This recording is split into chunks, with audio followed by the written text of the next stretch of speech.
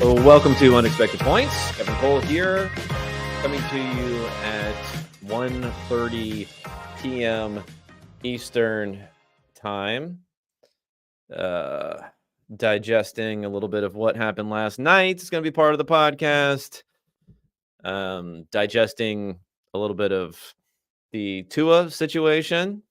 Try to be as sensitive as we can in a bunch of different directions as to how we should discuss that. Interesting quotes from Mike McDaniel about people talking about it. And I'm, somewhat sympathetic to what, actually, I'm very sympathetic to what McDaniel is saying, but there's obviously always complications in how we discuss head trauma and those sorts of issues. And talking a little bit about the rest of week 2 in the context of what we've learned so far, power rankings that I have up on the site, adjusted quarterback efficiencies I have up on the site, Bayesian quarterback rankings that I have up on the site, which now I've figured out that there's data available going back to 2019 that I can get charting data from FTN data. Shout out to them. So that kind of helps me a little bit. I can go back, before it was 2022. So now I got 2021, 2020, 2019. Adjusted data gives us a little bit of a better impression of whether quarterbacks are good or not, and can apply that going forward. For anyone tuning in, I'll go ahead and put post Q&A here. That might be one of the most effective ways of figuring out what to talk about when it comes to week 2, because I'm more of a post facto, post hoc analysis type of person than trying to talk a lot about the advanced matchups and things like that, where that shit all goes out the window pretty quickly. I got my power rankings. Beyond that, you line them up, you look at this point spread, you look at who's better or not. Beyond that, if you want to talk about, the matchup between their slot cornerback and the slot receiver, or the defensive and offensive lines, or this or that, it's meaningful. It matters. It's also very difficult not to overstate the impact when we're all looking for something that's going to give us a bigger edge than it probably actually does. Just quickly, I'll go ahead and do the plug thing here, unexpectedpoints.com. My Substack, you guys should all, check it out, subscribe for free. I put out free posts like I did for Thursday Night Football last night, my advanced review of that. So it's advanced reviews for every single game, a solo post the morning after for the Island games. We also have the power ranking. So every week on Tuesday, normally I come out with those. I figured out it's a little bit of an issue because I directly compare the betting lines. Those betting lines haven't quite sorted themselves at that point. I think the Texans had the second highest power ranking according to Inpredictable, the site that I grab the betting market implied lines from. And that's not correct, and then eventually it ended up sorting out in a different manner where, I don't know, the Lions might have been number 2, but Lions or Chiefs, someone was in there as number 2. So I have the power rankings. I compare all that there. The Bayesian quarterback rankings, I discussed that before. CJ Stroud getting a nice little bump in the rankings, partially because others were falling. Now that I've incorporated that new adjusted quarterback efficiency data. And speaking of adjusted quarterback efficiency, we got Brock Purdy here for the first time that I've seen, and it's only 1 week into the season, so I'm sure this will change. He gets a little bump up from his actual efficiency to his adjusted efficiency. Normally, it's going the other direction. Baker fell pretty far down. So guess what? Baker Mayfield, his 0.64 EPA per play, which is, double a MVP level caliber player. He wasn't quite playing at that level, according to my adjustments. But anyway, so it's got all of that and the exact tables and breakouts for all that stuff there. So there's my pitch. Go to unexpectedpoints.com, check it out. Show your love, show the love for what's going on here and everything, not only of the podcast, if you're just listening to that sort of stuff, but then also seeing what's available on the site. Okay, so let's talk specifically about the game for Thursday night. Not the most interesting matchup by excitement in this sort of game. I had James Cook, nice little shot here with James Cook running in. I think it was on the long touchdown that he had right after I think it was right after a pick. They got the ball back and he ran a long touchdown. With Josh Allen celebrating out of focus in the background. It's a pretty good one. So uh, James Cook and his rushing success, I think, was part of the overall theme of this game. But if you go down to the exact numbers, and I bring these up here for my adjusted scores and relevant metrics, it looks a little bit closer than what the actual score was, which probably doesn't comport fully with our impression of what happened. So 31-10. So it's a 21-point difference in actual score. The adjusted score here is 18-25. So a 7-point differential. So why is that the case? Well, the success rates are, a bit higher for the Bills than for the Dolphins, about 49% versus 42%. And if you look at that's for the entire game, the adjusted scores only account for my threshold is pretty high when it comes to garbage time exclusion of data. I think teams perform pretty much in line with our expectations unless it's really, really, really low win probability. Teams do not treat 5% win probability like they have a 5% chance to win. They kind of treat it as almost like they have a 50% chance to win sometimes. That's why we see them punt in situations where they should be going for it. So my threshold, believe it or not, which I found as being the best, and again, people are going to think this is probably a little too strict here for garbage time, is a 99% or better win probability for one team and in the fourth quarter. Even if it's the third quarter, you got a 99% chance of winning or they're around. I've seen teams that perform pretty normally at that point. But in this game, it ends up being that threshold is met pretty early. It's only a little bit into the fourth quarter and pretty much right after Tua left the game and they failed the fourth down conversion with Skylar Thompson. It pretty much reached that mark with still some time left in the third quarter.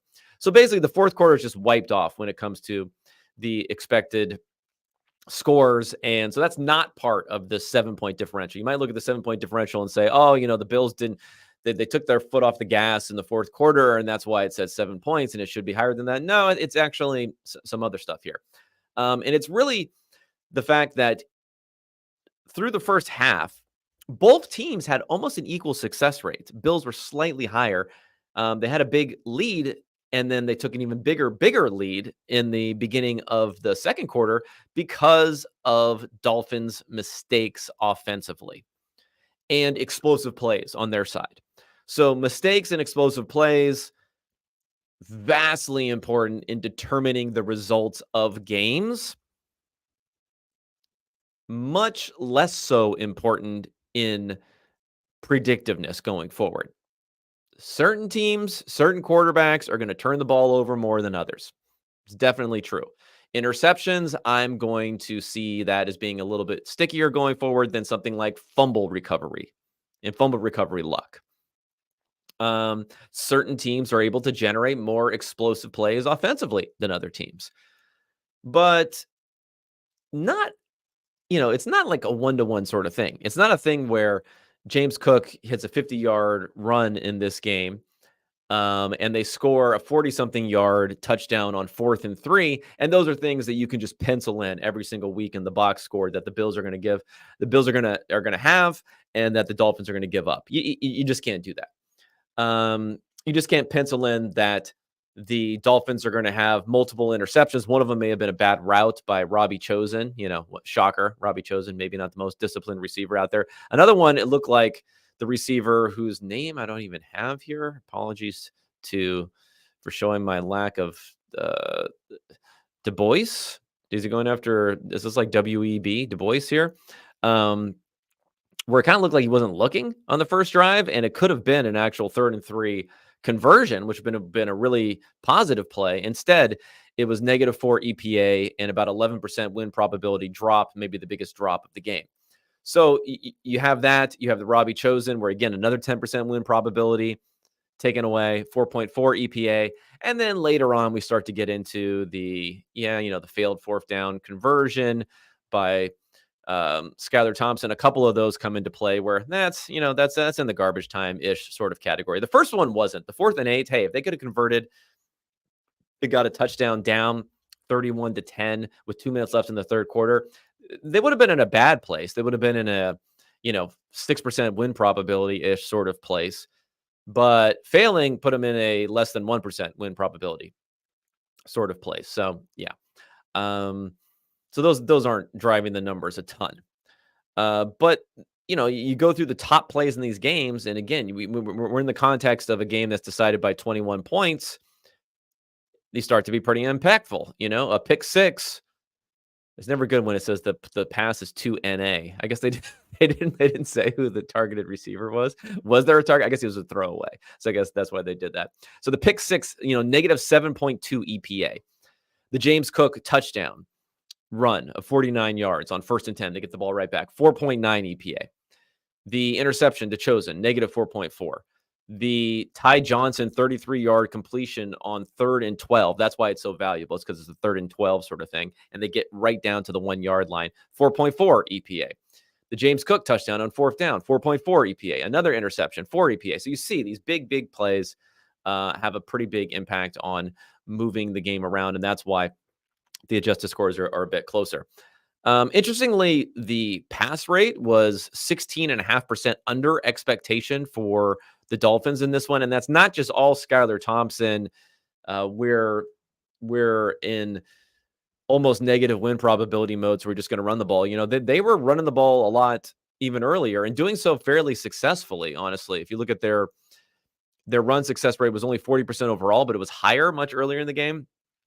It was one of those circumstances where they were leaning into that a little bit. And the Bills, 2.2% under expectation, still throwing the ball. But Josh Allen in this game, because they were so far ahead, him only having 20 dropbacks, which is the second lowest he's had since 2020, him having that amount kind of makes sense in the context of how the game ended up playing out, where they were just able to hand the ball off and, score a 50-yard touchdown. You're not going to get a lot of plays and dropbacks in that circumstance.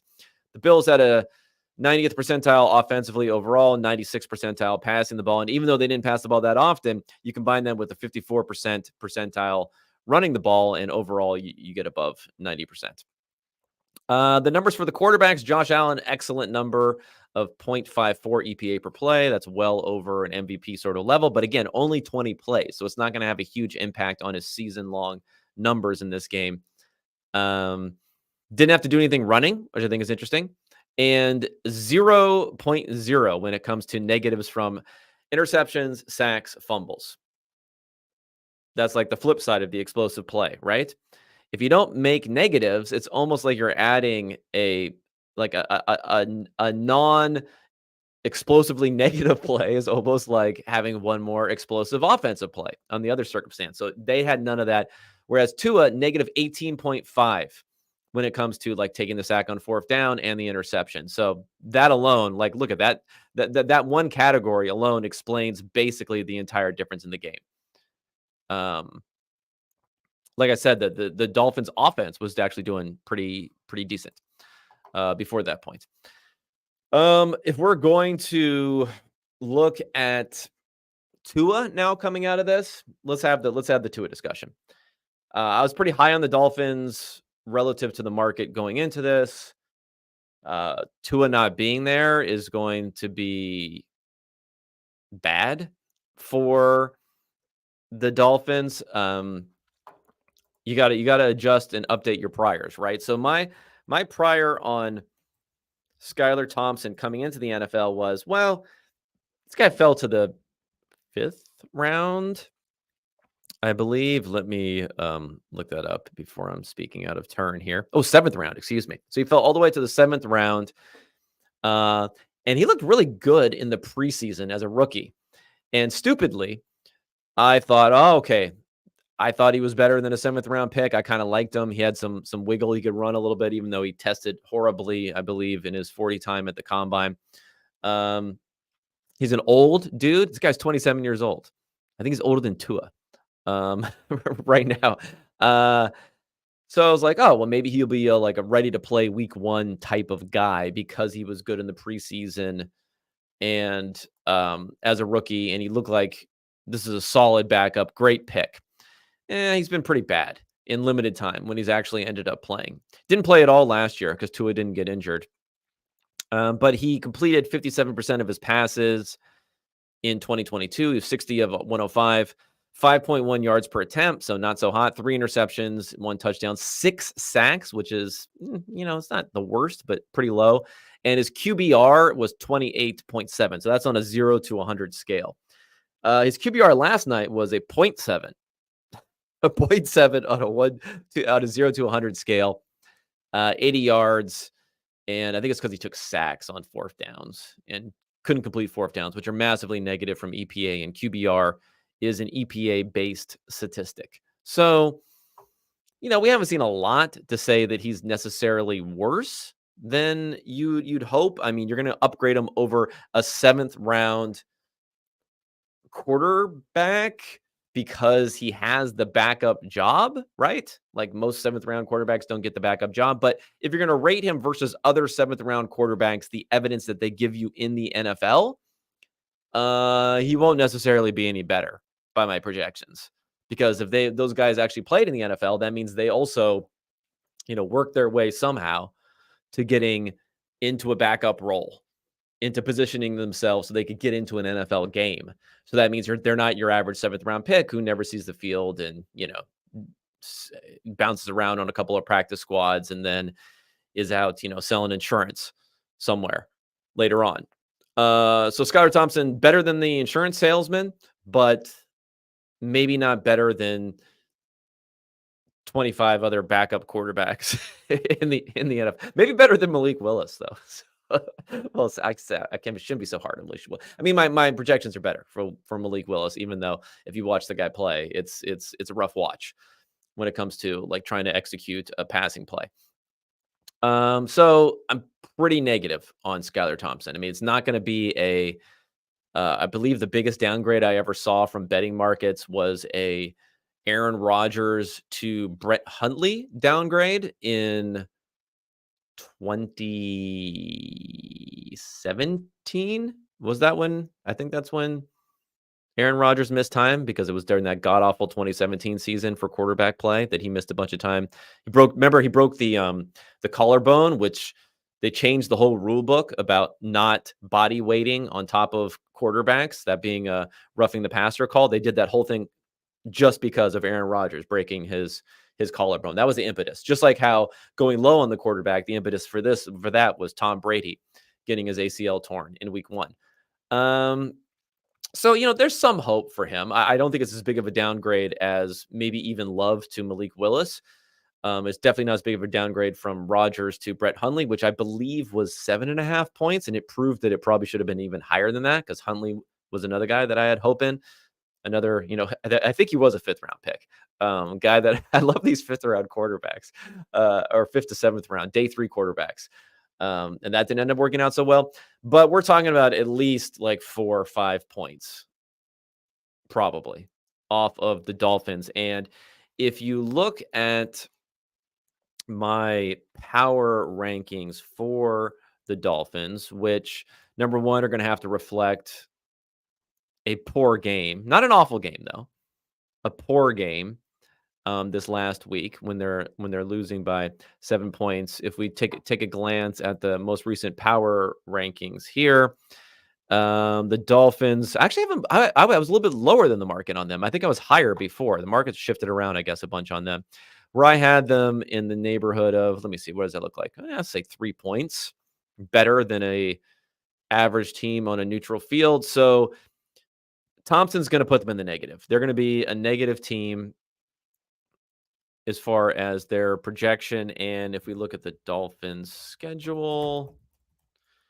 for 2024, you guys probably know this better than I do. Who are they playing? The Seahawks. At the Seahawks is next. And then the Titans after that. So, not the worst schedule for Skylar Thompson to have to, but playing in Seattle is not great. But they have at least they have time to prepare him. So that's helpful. But then the other question is like, how long is Thompson going to be out there as opposed to to to Tua? Um, I don't know. I see a question here. Maybe I'll address this first. Jimmy G to Miami. Well, Jimmy G is like, isn't he a backup for somebody right now? Um, right? He's on a roster. Is he not on a roster? He's with the Rams. Okay, yeah, I thought he was on a roster. Now, Tannehill's the other guy that they're going to talk about a lot. I think even when it comes to the,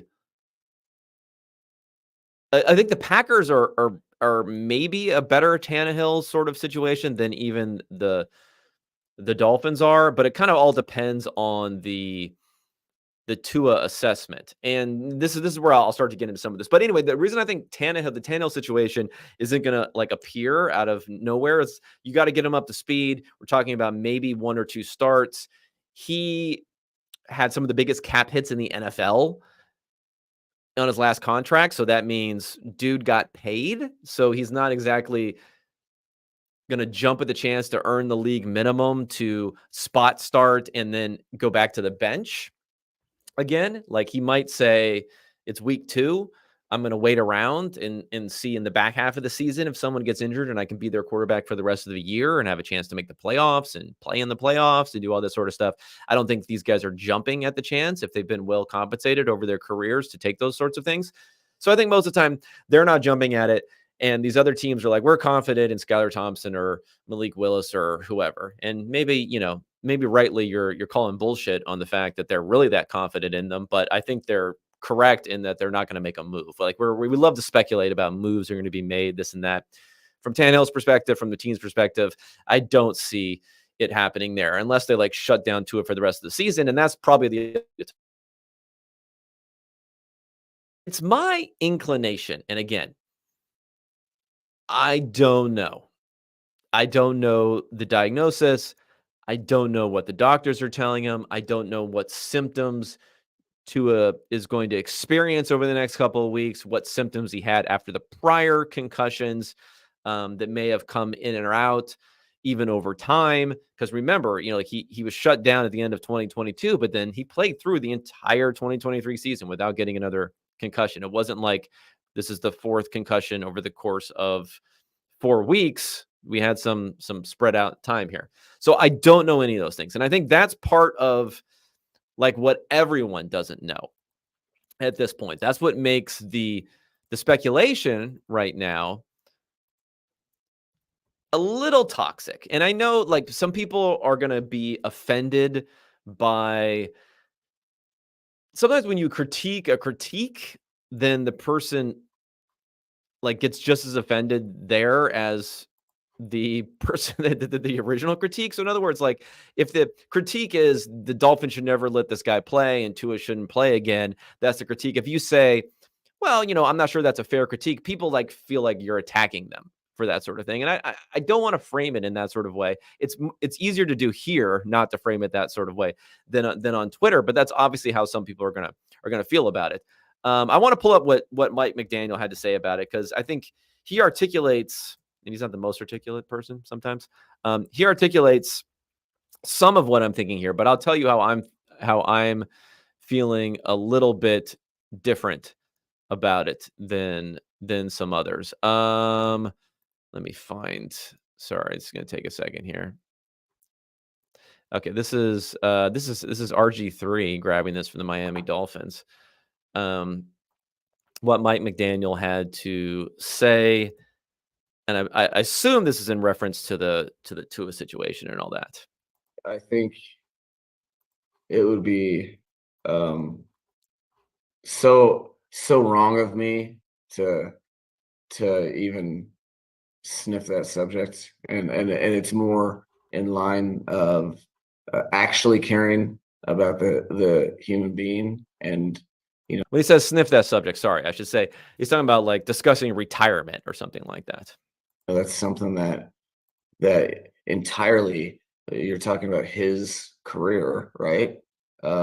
His career is his, and that's something that I think I just really, really, really wish I totally understand it, and it's not misplaced. I totally get how that's where people want to go to. I just wish that people would for a second hear what I'm saying, that bringing up his future is not in the best interest of him. So, I'm going to plead with everybody that that does genuinely care, that should be the last thing on your mind, because you don't, like, what do you think that's, if I would answer that question, I'd be like, all right, this is my thoughts on his career, and he read it. um if he agreed with it or he disagreed with it. Okay, this is kind of going off the rails a little bit here for not off the rails, but McDaniel's he's a little bit tangenty. So he kind of got the main thing across. And again, I think he did a good job of trying to say, like, I understand why people are saying this. I get it. If you care about his career, I understand that, but why you don't want to do these things. And I'm in a similar place. And maybe this also comes to my, like, if I were going to give you an estimate of when Tua comes back and plays football again, and I was going to try to be as objective as possible, and I don't think this is misaligned from what's right for him either. I'm not trying to say, oh, well, I know the NFL is evil and the Dolphins will push him out there, so therefore, I'm not saying any of that stuff. I'm saying, like, realistically, like, when will he get cleared, and when will he have a discussion with his family and others who care about him and his coaches and the team, and figure out that this is the right path forward for him to come back on the field. I guess my guess would be maybe not the next game where they have a 10-game break, but my guess would be, like, there's a pretty good chance he's playing the game after that. So, others would probably estimate a much longer time frame, right? Um, I don't know. I don't know. It depends. And, there's not like a hard and fast rule for how this is. I think that's how people have to start thinking about it, is like there's gradation between risk, rewards, what you should do. Obviously, there's a medical clearance that comes into play. So if you think like the medical clearance just will not happen, which is maybe a possibility. I don't know what his symptoms are going to be, but there's no like rule as to you've had a certain number of concussions over a certain amount of time, so therefore you can't get medical clearance at all. Multiple times in the same season are going to have a bigger impact than multiple times over 3 seasons in this circumstance. So we just don't have like a good solid metric. So we should come into this with uncertainty and recognize that while people say like, oh, he's out, he shouldn't never play again. It's like, well, we don't even know what his health situation is right now. And I would also say that, like, we got to at least acknowledge the uncertainty of these things. Okay. We can know things in principle, and then if we try to apply those principles, we realize that it doesn't make us certain of our decisions. So, for instance, when I would bring up, against my better judgment, I did bring up on Twitter that I agreed with McDaniel's sentiment here. Well, people will say like, well, what else do we need to know? We know concussions are bad. We know he's had concussions. We know concussions make you more likely to get more concussions. That's it, right? Therefore, he shouldn't play again. And well, then you have to ask yourself, well, what's the principle? Like, what's the principle that we can apply in a somewhat of a universal nature based upon what you're saying? If the principle is once you have an elevated risk of concussions, you shouldn't play again. Well, then do we stop playing after one concussion? Because they would fall into that, right? Like, one concussion gives you a higher risk of having more concussions in the future. Is the principle you shouldn't play after 2 concussions? Maybe. So then there's a lot of players out there in the NFL right now who've had multiple concussions in their careers. Is the principle you shouldn't play after 3 concussions? I mean, maybe, but do we know why? Like, why is the tipping point between 2 and 3? And there are players out there who have had 3 concussions.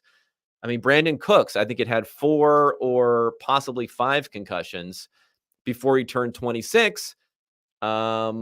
Last one in 2019, and he hasn't had another concussion. I mean, again, it's not a lot of evidence, right? It's one data point, but it's something to say that a lot of people probably would have said without a doubt that he was going to get more concussions, and he hasn't so far. Will he?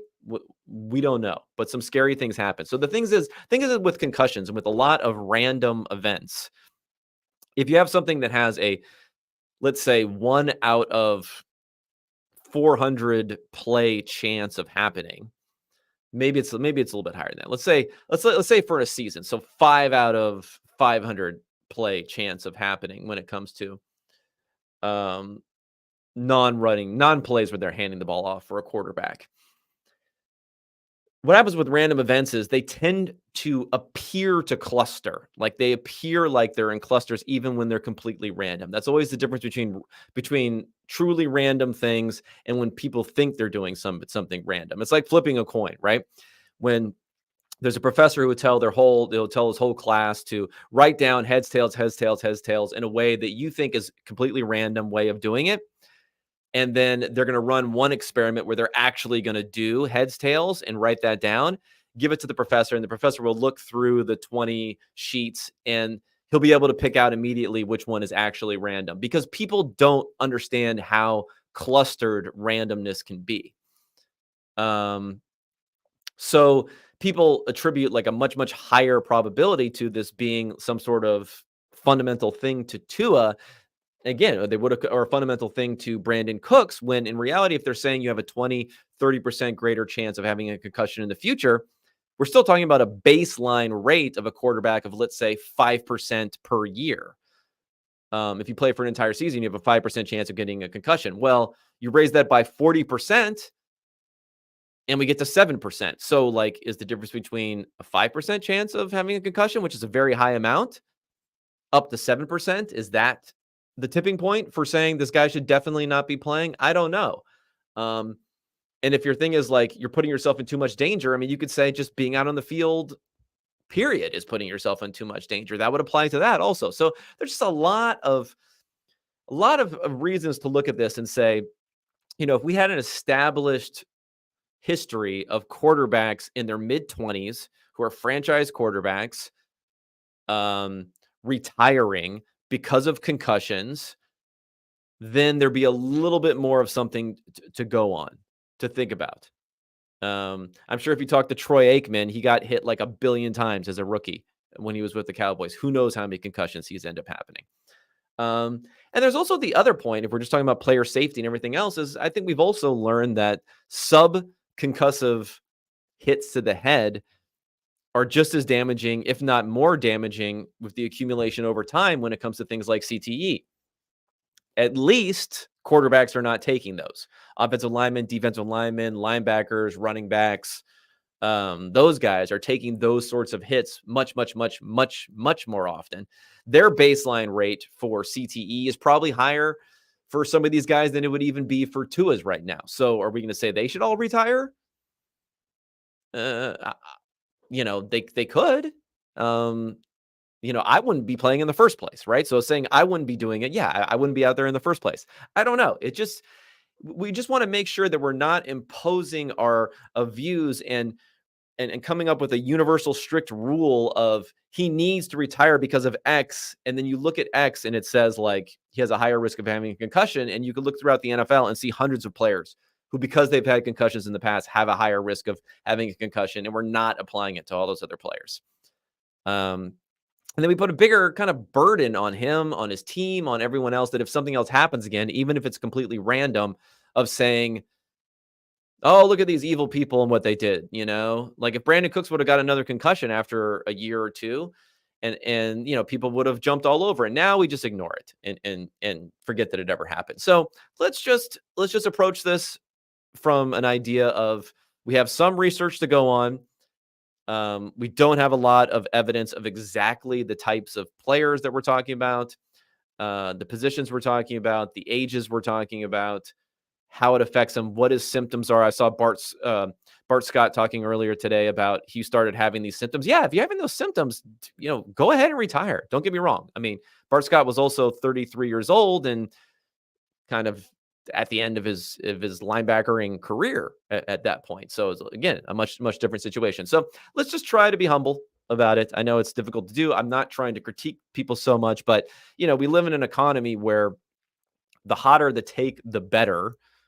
And if you look at the distribution of what takes you could have on this situation, everything on the side of he should suit up next week, I guess that would be the the hottest take you could have on the opposite side of he should retire. That's just an unacceptable opinion. No one's going to hot take that. For good reason. But the he should retire hot take is acceptable, so people are going to use it a lot without knowing really what's going on, without really thinking, do I have a well-defined principle for when I believe someone should 100% retire, other than I know it when I see it, and this guy just got a concussion and it looked bad. That's all.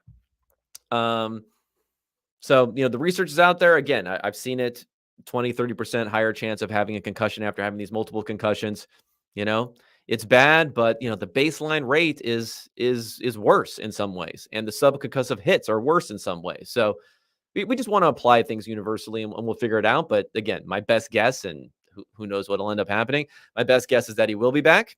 It wasn't that big of it wasn't that dramatically bad of a concussion versus what we see for lots of other players at lots of other positions who are much more susceptible to getting hit in the head again, out of their control.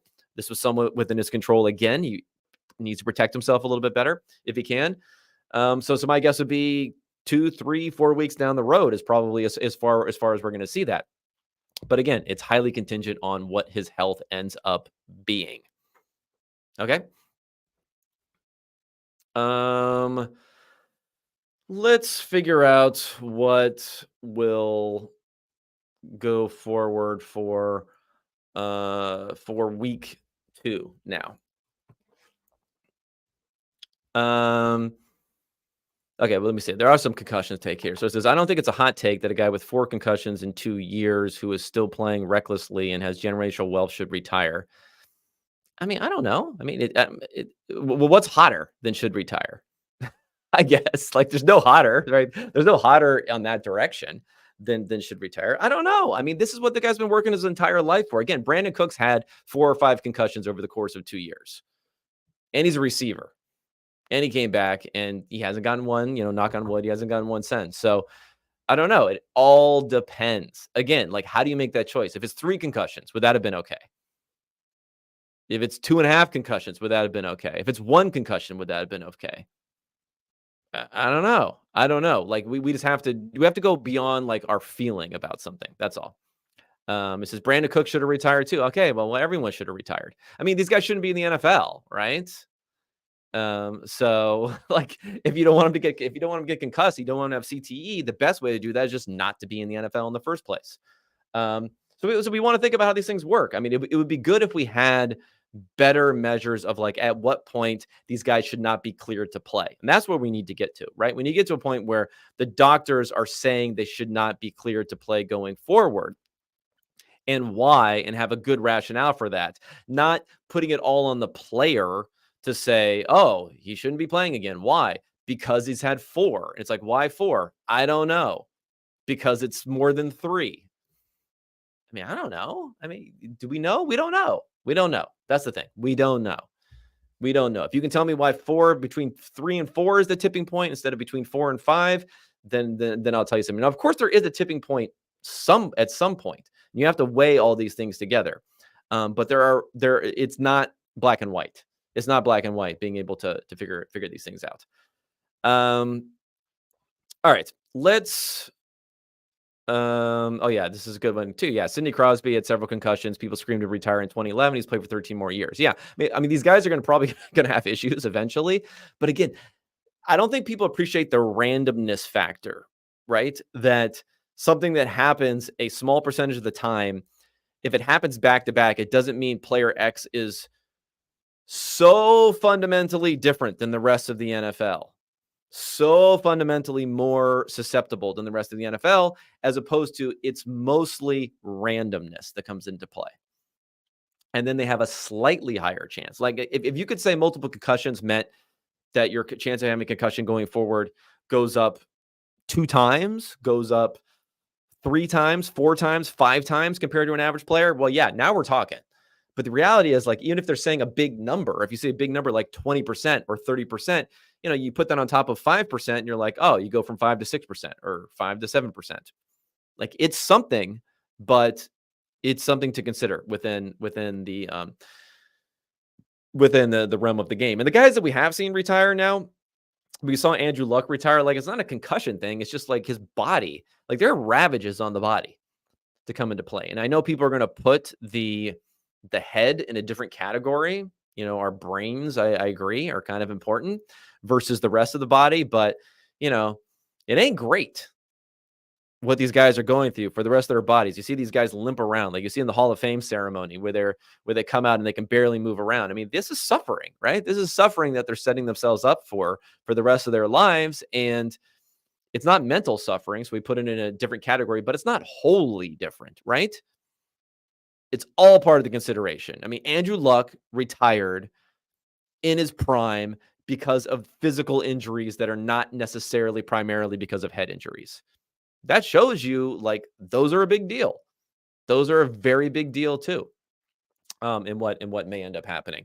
Now, Luke Kuechly, you could say that was more of the head thing, and I think it probably was. But then again, if you're a linebacker, you got to slam your head in there a lot more than a quarterback sometimes. So I think it makes the decision a bit more complicated. Where I think you could realistically say, the concussion Tua this last time, maybe it could have been avoided, and that's how he was able to avoid having a concussion for all of the 2023 season. All right. Anyway, that's I'm not saying like anyone's wrong to say that, but I think people are wrong to say other people are wrong. Basically, that's like my humility point is, let's not say I'm definitely right and someone else is definitely wrong. Now I guess I could say I'm saying people are wrong for saying other people are wrong. But again, now we're starting to get into like a Russian doll of who's saying who's wrong here. And yeah, let's just take it a little bit easy. All right, let's see what's going on here for the rest of the week. If you guys have questions about any specific matchups, I can address those. Otherwise, I'm just going to fly through and try to get some assessment on the games for this week. Okay. I guess I'll just go into the old line, do some line shopping here. Again, this is purely for entertainment purposes. I'm not doing a lot of betting. I'll sprinkle a little something every now and again if I feel like I like something that much, but nothing really stands out to me that much. So who are the teams just generally that I'm much higher or lower on than the market? Well, I'm still lower on the Texans, despite the fact that they won and covered last week. Did they cover authoritatively? Not really. But I was also lower on the Bears going into last week, but the Bears seem to have corrected. The market seems to have corrected on the Bears. I'm basically in line with where the Bears are in the market right now, which is negative 1.5 versus average. So I guess I wouldn't move that much based upon what happened in week one, but there's some pretty big moves that happen off of week one in the betting markets where I think there can be a slight bit of overreaction there. And the Texans, according to betting markets, and this is as of a couple days ago, maybe I should look it up now to see if it's changed to what Unpredictable is telling us now. They're actually a little bit below KC. Okay, so but still fourth in the NFL. San Francisco, about a gap to Detroit, smaller gap to KC, and even smaller gap than to Houston. So I don't have Houston that high, and I have Chicago basically in line with where they are. So it's a 6-point game, 6-point spread. Looks like it opened at 3.5, so that gives you some indication of how things have moved over 1 week of action. Those opening numbers are before the games were played in week one. So has enough change to turn 3.5 into 6 or 6.5. You can even get in some places. No, I don't think so. I mean, but my expectation was that the first game in particular, rookies underperform, and then they get a lot better in the next couple of games, unless they just stink, and which is a possibility. Caleb Williams, I mean, maybe he just stinks, but he has got a pretty good situation there, and they got a great defense too, which I think is important. when looking at this. They're going to be on the road against the Texans, but I guess I'm just not buying the Texans as much. So that would be one game where give me the Bears, give me the 6.5. Why the hell not? Another interesting one that I would look at, and again, these are all for entertainment purposes only, is I'm gonna be a little bit negative on the Seahawks still. And maybe the Geno Smith crowd will be right, and I'll be wrong. But I like the Patriots, especially if you can get 3.5, which you can get in some places, but I'm seeing now that it's still around 3-ish. So you're getting 3 points, you're at home. Jacoby Brissett, is it blasphemous for me to say that I don't know if there's a huge difference between Jacoby Brissett and Geno Smith as far as overall value is concerned? I know one can throw the ball better, and one, as Gerard Mayo would say about send him, despite being the slowest black quarterback in the league, can pick up some scrambles every now and again there with what they're doing. So I don't know. The Patriots at home, that's another one that interests me at least a little bit for this week. Another team that I'm somewhat higher on than the market is the LA Rams. So they're playing against the Cardinals. It looks like the Rams were a 2.5-point favorite, and that's when it opened, and it's flipped all the way around to the Cardinals being a 1.5-point favorite. Well, what's going on here? Do you guys know what's going on? Is this a Puka Nakua thing?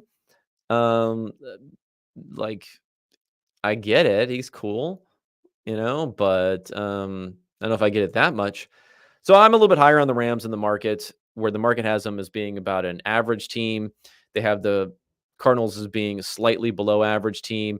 That's why you get the Cardinals at home being favorites in this game, although it's between the threes. So it's not like you're getting a lot of value either way. But, I think the Rams are a better team. So if you can get some points on the Rams and a better team, that's what I would end up taking going forward. I'm still a little skeptical on the Cardinals and Kyler Murray and everything else. They had a pretty low success rate last week, even though they ended up scoring some points really via conversions on third downs was how they did it. Here you go. I like for Geno. That's a good point. I saw Geno at 21.7 miles per hour on GPS. Yeah, I wouldn't doubt it. That brings me all the way back to rookie Geno, when he was with the Jets.